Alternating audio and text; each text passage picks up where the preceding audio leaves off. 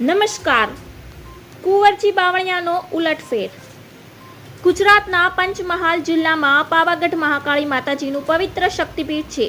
પાવાગઢ મહાકાળી માતાજીની યાત્રાના સ્થળ તરીકે વિશ્વ પ્રસિદ્ધ છે. દરરોજ મોટી સંખ્યામાં લોકો પાવાગઢ દર્શન કરવા માટે આવે છે. તો નવરાત્રી દરમિયાન તો લાખોની સંખ્યામાં દર્શનાર્થીઓની મહાકાળ માતાજીની ધામમાં દર્શનાર્થે આવે છે. પાવાગઢને અલગ જિલ્લો બનાવવામાં આવે તેવી અટકળો ઘણા સમયમાં પંચમહાલમાં ચાલી રહી છે. આ વચ્ચે હવે ગુજરાત સરકારના કેબિનેટ મંત્રી કુંવરજી બાવળિયાનું એક મોટું નિવેદન સ્વરૂપ ધારણ કરી રહી શકે છે. પાવાગઢમાં સિટી સિવિક સેન્ટર્સમાં લોકાર્પણ પ્રસંગે કેબિનેટ મંત્રી કુંવરજી બાવળિયાએ પોતાના વક્તવ્યમાં પંચમહાલ જિલ્લાને બદલે પાવાગઢ જિલ્લાનો ઉલ્લેખ કર્યો હતો.